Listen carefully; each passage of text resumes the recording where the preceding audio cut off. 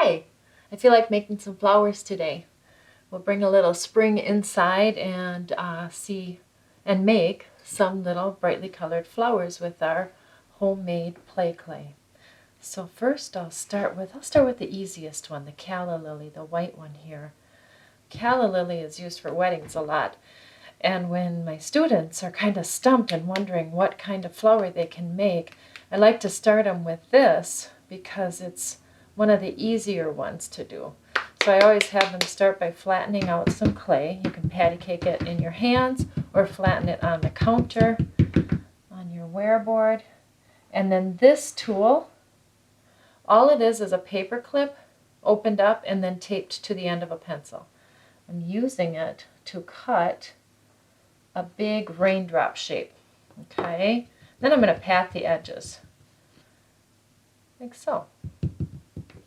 So the peak is the top of the flower like you see here. The peak. Okay, and then I'm going to take some pink, and you can, whatever color you have. It could be green, it could be yellow, it could be blue. But I'll take that to make the little middle section and roll the broad base of the petal up around it. And then that looks like a calla lily. So we'll just add that to the bouquet down here. And then another one is a 5-petal flower, kind of like a daisy, just a very simple flower that grows wild along the woods. My blue clay for some reason ended up a little soft today. So what I did is I sprinkled a little bit of cornstarch and added some cornstarch to it to make it pliable and less sticky again. And so now I can take and roll it round first, and then I go back and forth to create that little petal shape that's kind of peaked on one side and rounded at the other.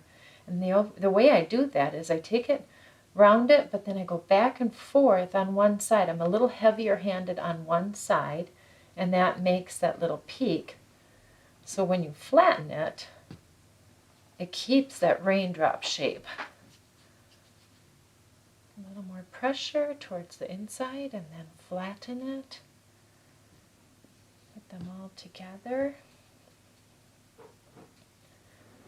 And again. And of course, you know, petals, as many petals as you want.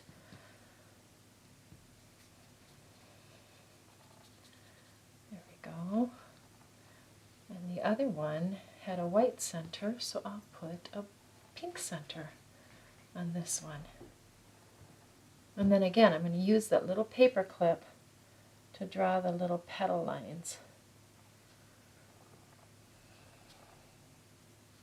My blue clay is a little floppier than my pink and my white clay, and all that means is that I didn't cook it as much as I did the other two, and that's fine. I mean, it just doesn't stand up. I would never try to make, well, okay, so now of course it's standing up a little bit, but if I tried to make something tall and skinny, it wouldn't stand up, whereas with the white clay, I cooked it a tiny bit longer, and that is definitely standing up. So you have options and variety in what you're making.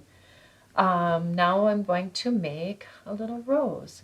There's different ways to make roses. There's a really super easy way where you just take clay, flatten it out, and curl it up.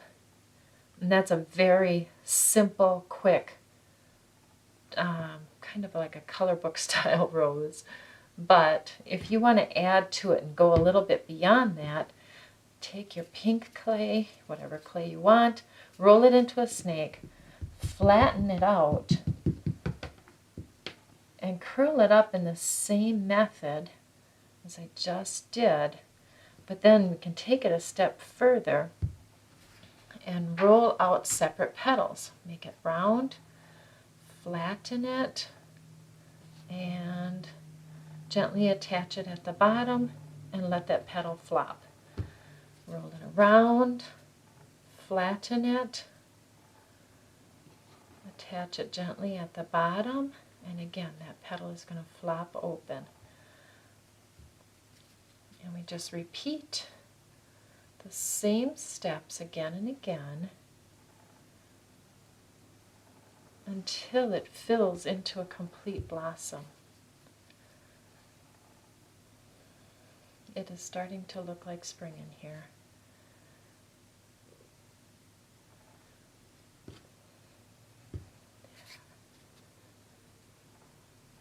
And one more.